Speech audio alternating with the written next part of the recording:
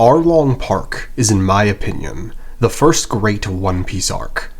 It's the arc many people fall in love with the story, and at first, on the surface, it's very easy to read Arlong Park as a very simple group of bad guys taking over a town, abusing a character, and needing to get beaten to a pulp for the issue to conclude. But while the arc may seem simple on the surface, the second you start to think deeply about what's happening in front of you, the tragic political undertones of the arc are plain for everyone to see. Arlong is sold to us as the typical maniacal scheming villain. At the start of the arc, we see him immediately striking a deal with a corrupt Marine. Their deal includes the Marine leader allowing the pirates to exist in the capacity that they do, as long as the Marines get a cut of the money that Arlong collects. And this simple deal that these two individuals strike is an incredibly political action that we see occur in our real world as well. In our own world, it's no secret that military governments often pick and choose what they allow to slide and what they don't, based off of the monetary benefits of the decisions that they will make or make in the future. But to take it a step further, the fact that Arlong is motivated by money is also inherently political in and of itself. Money runs the world of One Piece. It's money that allows the government to stay in control, to press people, to buy weaponry, build bases, and place bounties on the heads of individuals that they have deemed as threats to their status quo. And this oppressive control of the primary source of wealth in this world is exactly why pirates and bandits exist in the One Piece world in the first place. There isn't enough to go around for everyone, which leads people to making what many would deem as morally corrupt decisions. And again, this is something that occurs in our own world as well. Studies show that the majority of people who commit any kind of theft don't do it just for the funsies, but of some type of systemic issue that leads them to commit that crime. And this is the same in the world of One Piece as well. But truthfully and tragically, the political issues of bribes and the disparity of wealth that Oda shows in Arlong Park is actually the simpler political issue that is present at this current moment. The first thing that we are made aware of at the start of Arlong Park is that the fishmen are a different species than the humans. And while we are introduced to a colorful cast from the beginning of One Piece, the fishmen are the first time we truly see a different species in their entirety. And immediately, Oda brings a race conflict with the story of Arlong Park, with Arlong specifically targeting towns and villages that are purely human, with his goal being to live over them like a god, and eventually take over the world because he views the fishmen as the better species compared to the humans. But it's not just Arlong. Throughout the arc, Arlong's men also talk down to the humans, to such an extent that it's almost odd. And while at the time Oda might not have meant for this to mean more than just bad guys don't like people, with what we now know about the fishmen from Sabaody Archipelago and Fishman Island, recontextualizes the entire story of Arlong Park.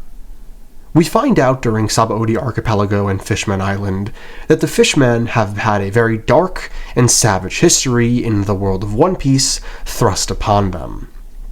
The fishmen are viewed by the world as subhuman, and Oda uses the fishmen to talk about slavery and oppression in the world of One Piece, and by extension, our own world. For hundreds of years in the One Piece world, fishmen were enslaved, captured, and sold by humans, often the world nobles themselves, who treated them as property rather than living beings. Fisher Tiger's backstory makes this heartbreakingly clear after he escapes from the Celestial Dragon's slavery and spends his life fighting for freedom. But the scars of abuse leave him deeply mistrustful of humans, which makes sense. But it wasn't just the Celestial Dragons that were mistreating the fishmen. Humans in the ordinary world treated them as monsters. Children called them names, sailors attacked them at sea, and entire communities would isolate themselves because they were different. This constant harassment made it impossible for the fishmen to feel safe and valued anywhere on the surface, creating a society where oppression is not just legal, but socially, emotionally, and economically acceptable. The physical abuse and systemic inequality they suffered shaped their culture and their choices. Fishmen were not only enslaved, but denied basic human rights.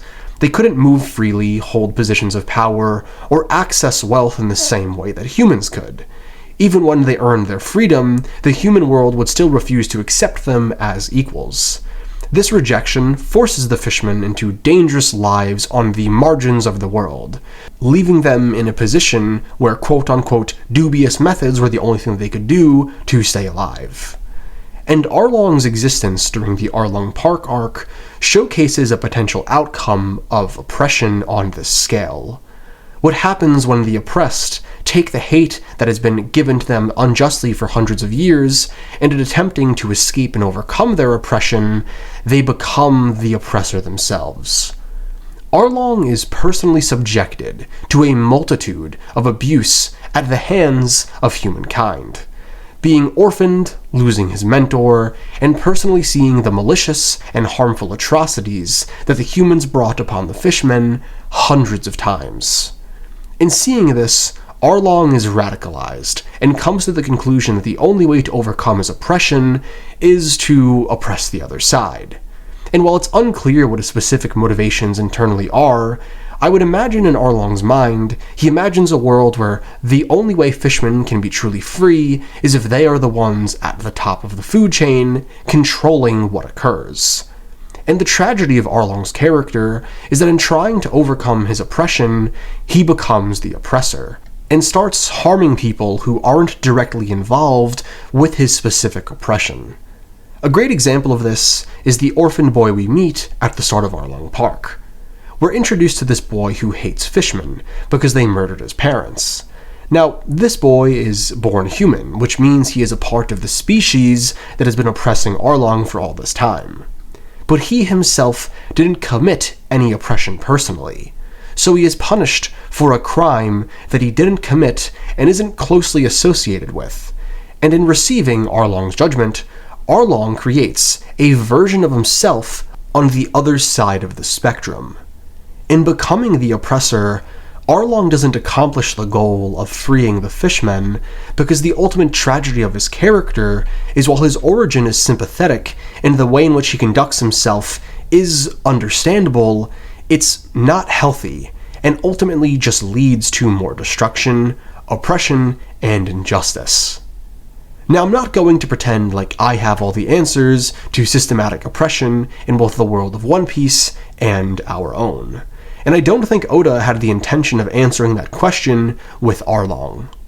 Instead, Arlong is just an interesting example of what it looks like when an oppressed person becomes their oppressor, and when a victim becomes the victimizer.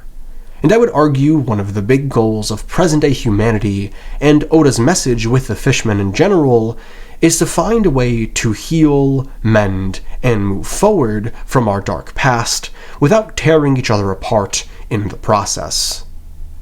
Now, with all that being said, if you've made it to the end of this video, thank you so much for watching. I will most likely be doing more real-world breakdowns of One Piece arcs, because I think it's incredibly important that people understand that One Piece, and generally speaking, our media in general, is in fact political. And that's not something to look away from, but to embrace with open arms. That way we can all learn and become better people for it. With all that being said, if you've made it this far, thank you so much for watching, and I hope to catch you on the next one. Peace.